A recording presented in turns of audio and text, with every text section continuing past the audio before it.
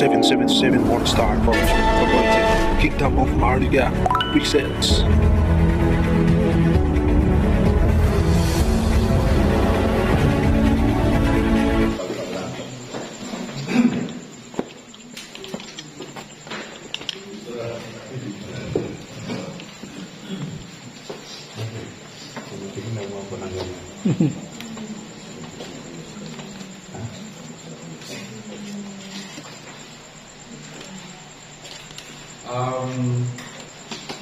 Walang hanggang pasasalamat po sa ating mahal na hari sa walang sawang pagtuturo po sa atin, sa walang sawang paggising para magampanan po niya lahat po ng mga inututos ko sa kanya.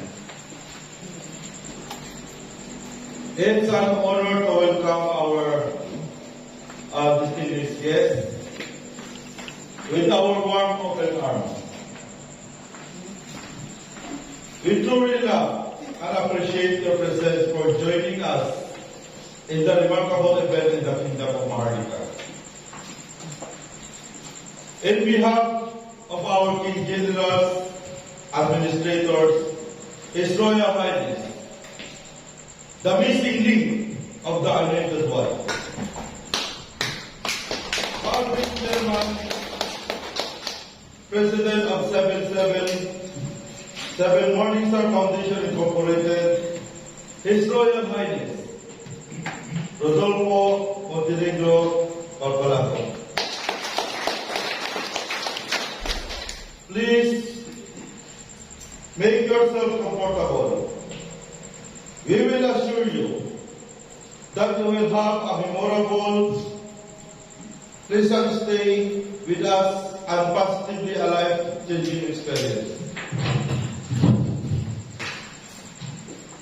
A vision of the new Royal House of Maharlika as divine government.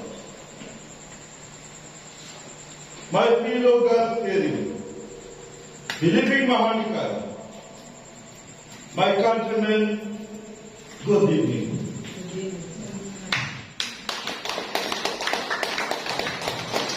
At break of dawn, the Kingdom of Maharlika was born. Christine, the 777 Morningstar Foundation. It was born in the shadow of an insight and dream in the midst of human needs. A non-governmental organization dedicated to fast-track economic recovery and ultimately alleviate global poverty. It was established mainly to support, assist, and finance projects, programs dedicated to relentless pursuit of a specific purpose, aims, and objectives of the divine government.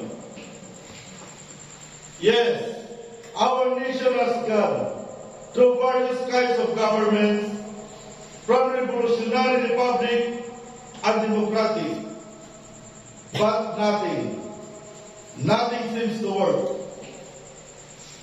Nonetheless, the only option now, and it deemed necessary, is through divine government.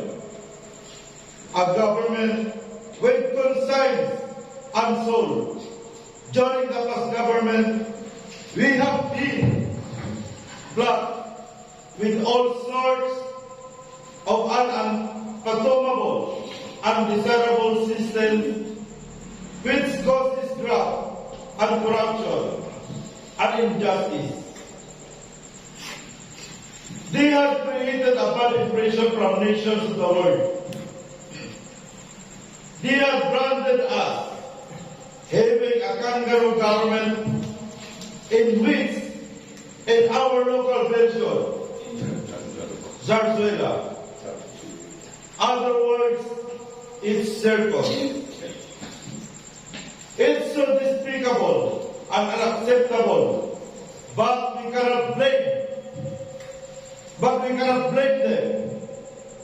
Since we are being governed by bands of clowns, freaks, second-rate, celebrities, abduction, morons, and lunatics, which causes our country turn upside down and everything turn loose and disarray. However, with divine government, our nation will rise up again, high and mighty with promise of high hope, just lurking in the new horizon.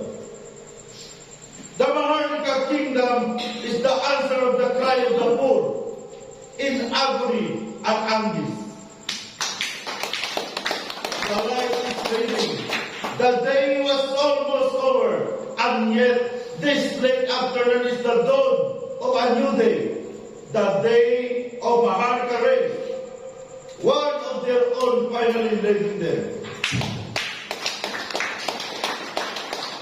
We will hear with many of you to stand up and be counted as friend, son, daughter, child of the kingdom of Maharlika. The last time we were only seven against the superpower, 7 against the government under town, 7 against public opinion, but 7 for the sovereignty and honor of country. Ask yourselves, who has principles? Maybe I felt strongly about getting all the wrong priorities out of the way, so we can focus on the right thing at once. Maybe I felt that we cannot wait for time to heal our wounds, and that we should help along the healing process. Who has been hurt and insulted? That I have been hurt, and my motherland, even more deeply at even to listen to all those insults against those born as Pinoy and Trimedia. I am not human, and I don't want to forgive, but I must work with those who hurt me, because we have only one country between us. I must work with them, and they must live with me, because every citizen is needed. It met the challenge of national survival in this perilous crisis. If I seem impatient, it was only for peace. We must put yesterday behind us, so we can work for a brighter dawn of morning star. I'm sure tomorrow did not mean for us to forget the past. I don't, but I hope we will not making freedom more meaningful not just for the rich, but also for the poor, who are more but have nothing. It is time to speed up the improvement of the living condition of the Maharlika race. Time for them to have a fairer share of national wealth they create and a bigger stake in their own country. Some will say, we cannot trust this thing. First, focus in the economy again. Of course, we must improve the economy. How else can the people's life improve? But why not both together? Why must economy progress always be at people's expense? When it was a question of economic reform to build business confidence and restore business profits, were never too fast or too hard, especially for the royal Maharlika people to build. I have faith in the laws and commandments of God. This process we have established and in the capacity of our Maharlika people to reflect themselves in it. I have in the readiness to submit themselves to the rigorous discipline of civic duty and nationality unity and national unity. I therefore call upon all elements elements in the mission to join hands and to close ranks despite the political barriers that may separate them from one another.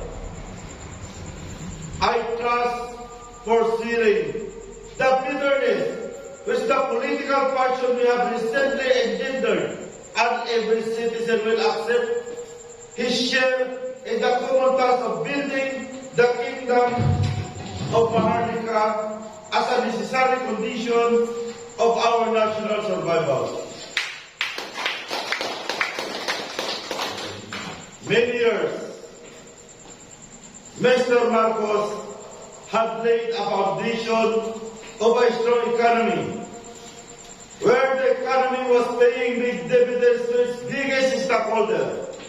This time, why not Maharlika people as well for a change?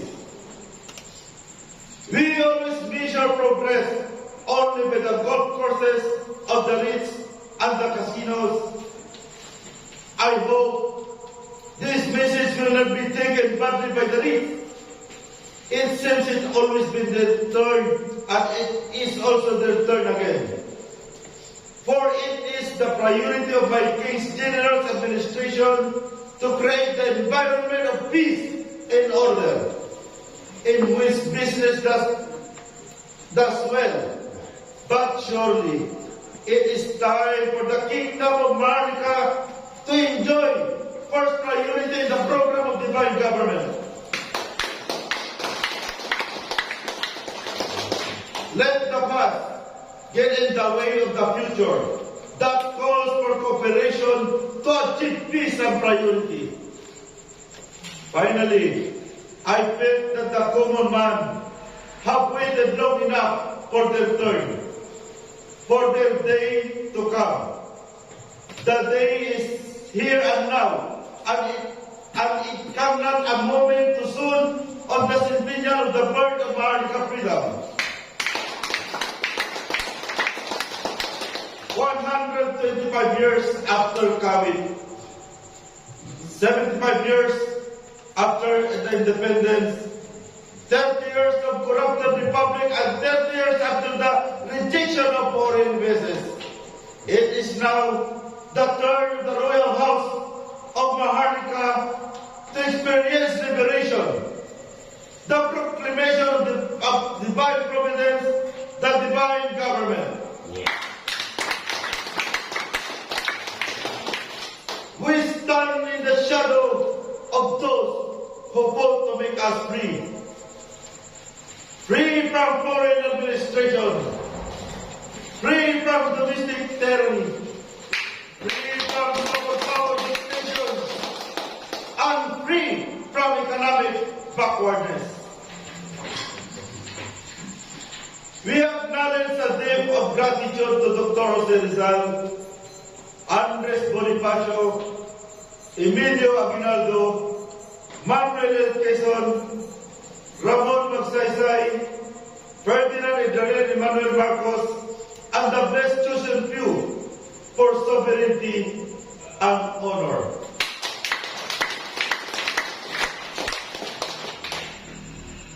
These are the men and women who give birth to the idea of Maharlika freedom, who struggled in war to give its recognition and work in peace, to make it come true. Mr. Marcos showed how power should respect the people's freedom from the new society. Only the late His Excellency President Adrian Marcos and the entire spectrum of leadership could done this. We brought freedom back after it was taken away. I have no ambition but to see that the earth is fulfilled in the interest of our people. Our kingdom for which our heroes and our martyrs gave their richest blood deserve the best, that we, who are its can give a lonely, constructive performance and accomplishment, victory is ours.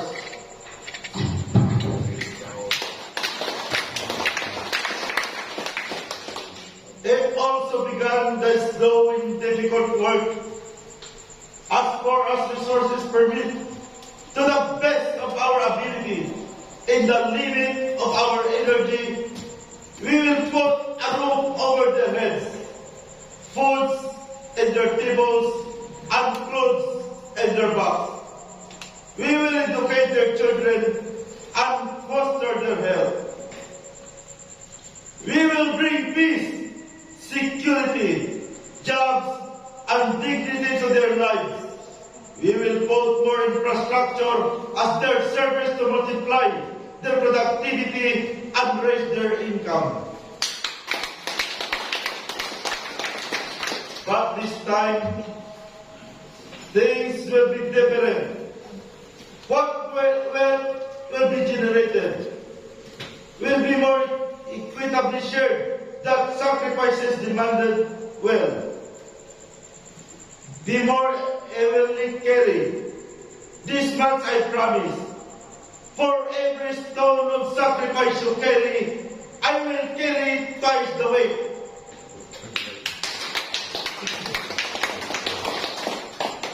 This I promise the Maharlika. You will not be alone again in making sacrifice, and you will not be the last again with their strength. What each of us carries is not our individual burden alone, but the fate of our country that we must all share, in which none of us can escape. While I ask you to share these sacrifices with me, I will not impose any more on you. When it comes to my job as trustee, the job is mine now, and I'll do it. There is no excuse for this crime in any society unless government is an accomplice.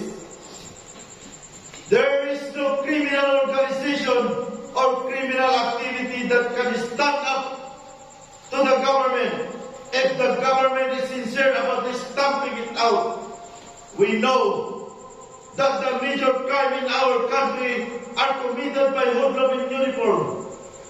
We know they are protected by hoodlum dressed in barons and acquitted by hoodlum in boots. We know that the most damaging crimes against society are those of petty thieves in rags and government. I promise to you also the power of divine government to stamp out crime big and small. There will be no excuses and no exceptions. Divine government is not powerless. That it is cannot protect these people, especially when they are victimized by government agents. Divine government is not helpless if it cannot prosecute criminals, especially when the criminals are officials operating in the open and the government where all over country, where most of the people are hungry, need jobs and lack education, cannot allow its taxes to be stolen or wasted its assets thrown to the friends and bad people. The patrimony considered to foreigners and the best opportunities limited only to those who can afford. There are things that a real spiritual divine government, even in the worst economic conditions, can do. This spiritual divine government will do it. Divine government can stamp out crime as I will do. As trustee in the royal house of Maharlika, this time nobody will clip my powers. Divine government can provide basic services without extra cost of pork barrel on kickback, road for work, infrastructure for productivity, school for skills, clinics for health, police for safety, and a lean and mean military machine for national defense. This I promise and I will be delivered. I will give you at once a divine government that works while we wait for the dividends of yet another round of sacrifice that must fall on your shoulders again. Divine government can afford to feed all the hungry in our country, but it would be a crime if any money for food will end up to government officials and fixers instead.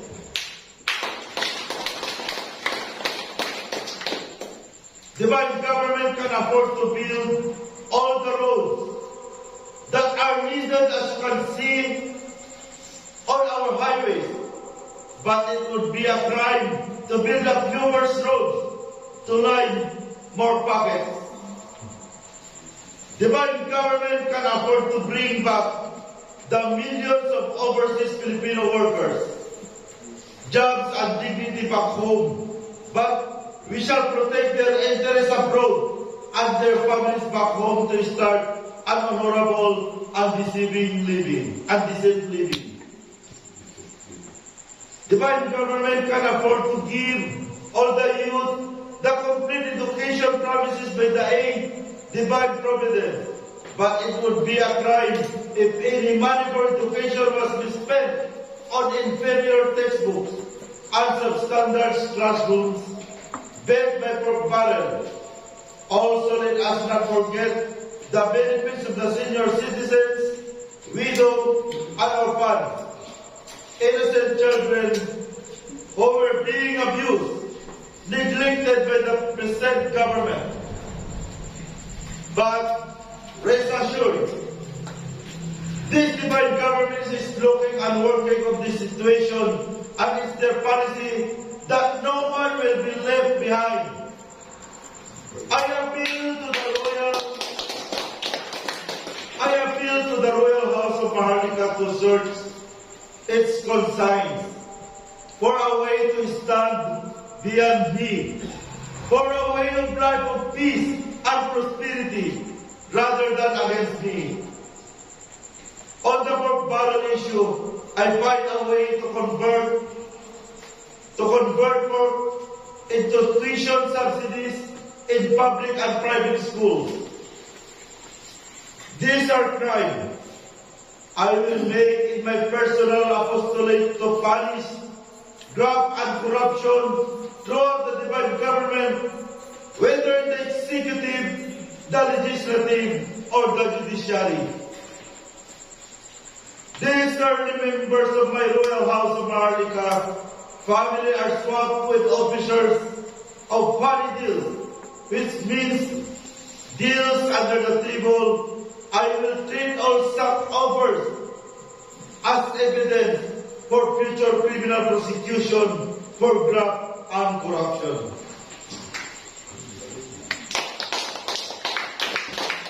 I warn these people going after criminals will just be a job for me. But if you drag in my family, it will be a personal. Make no mistake, never miss around. What I promise not big. What I envision is ordinary. My promise are made to be fulfilled in a working day. Dear hopes and ordinary Maharlikan like myself, in circumstances less than deal with economic decision, but they're long overdue. I want to bring peace to our lives and harmony to our royal house, Kingdom of Maharlika. I want to bring order to our streets and justice to our institutions. I want to impart energy to our economic and more equity in the distribution of the fruits. I want every Maharlika, rich or poor, to feel the safest places in the world for them. The word for them is his own country. I hope to bring all Maharlikas together so as to achieve the power of common purpose that will enable us to escape the crisis of our region and achieve our dreams in reality. Freedom is the greatest and best possession of man as long as within the bounds and principles of God's commandment and laws. Freedom from oppression, yes, but freedom from fear and want also. Freedom of opportunity, and of course, freedom for its own sake, which is the heart and soul of Maharlika. It was here, more than 100 years ago, that Asia sitting in the darkness, saw the starlight of freedom. For the interest of this kingdom of Maharlika, the Almighty has given me to understand, these shall be my one guide. My countrymen, you are with me because you want me to serve the kingdom of God well. Help me always to do so. Give me your light when my way is dark. When you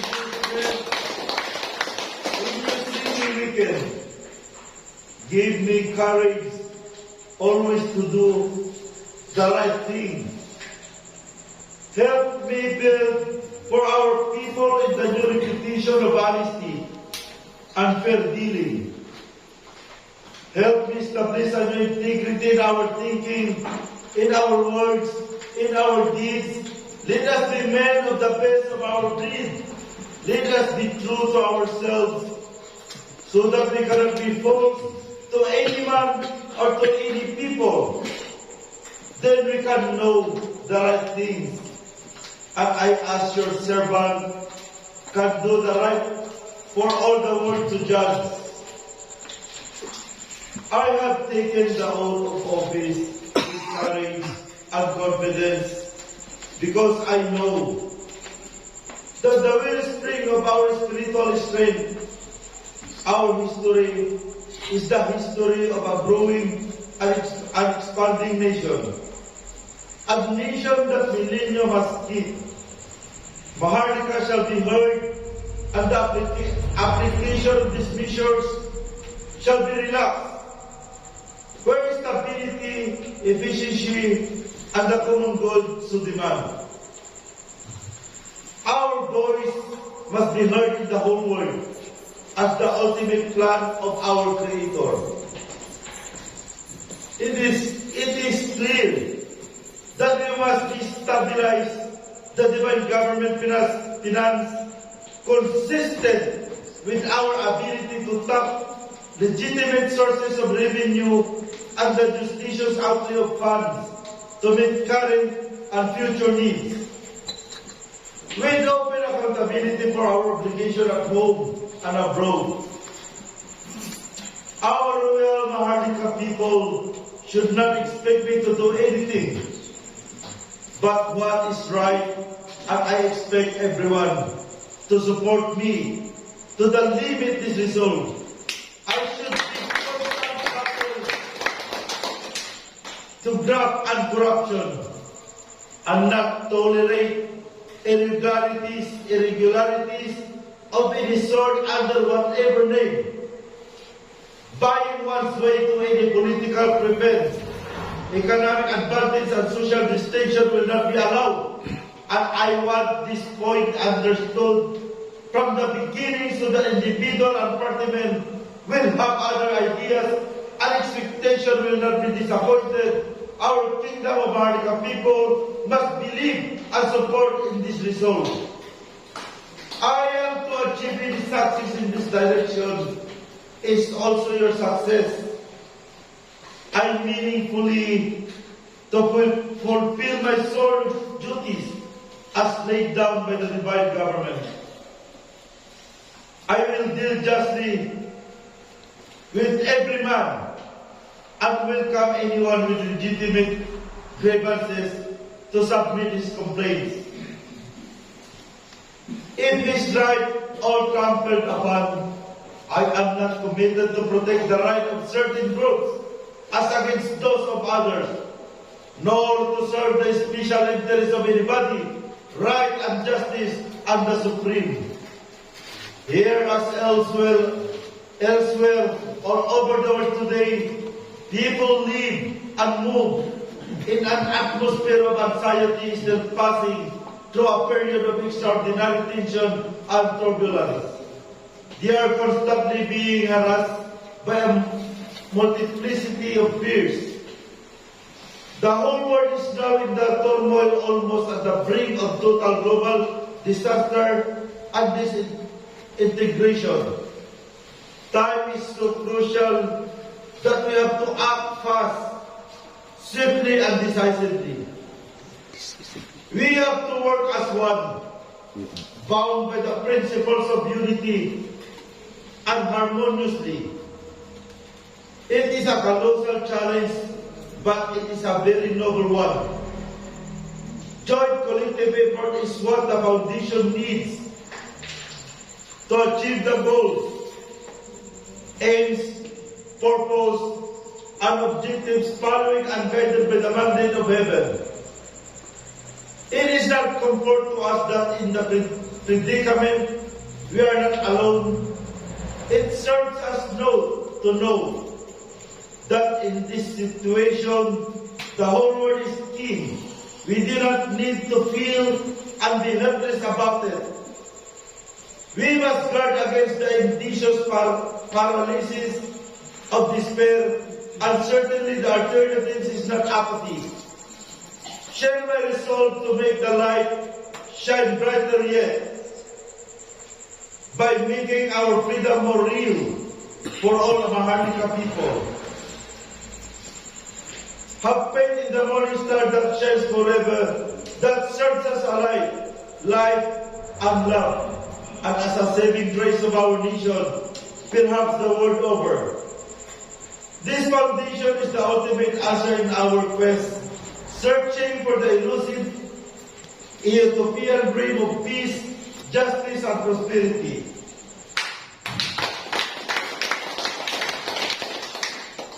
I shall then quote our chairman, our king, his famous line,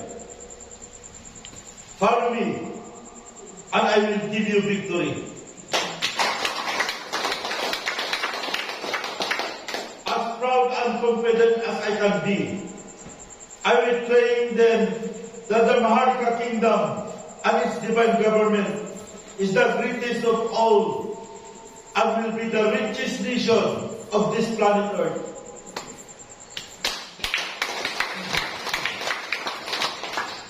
Once again, we did welcome you. We ask you to see for yourself and understand the nobility of our intention and judge us on the merit of our action. If a new vision means a new world, as we assure the rest of us, then we have enough reasons to celebrate the future now. We are extremely happy because you are here to share with us our joy, our pride, and our confidence. Confidence because we are being guided by the mandate of heaven. As trustee of the kingdom of Maharlika, I do solemnly pledge that I will serve faithfully and conscientiously, fulfill my duties and responsibilities, preserve and defend its laws and decree, execute, do justice in every man, woman and child alike, regardless of their race, creed, color, position or station of life. I concentrate myself to the service of Maharlika. So help me God. Thank you, and God bless us all.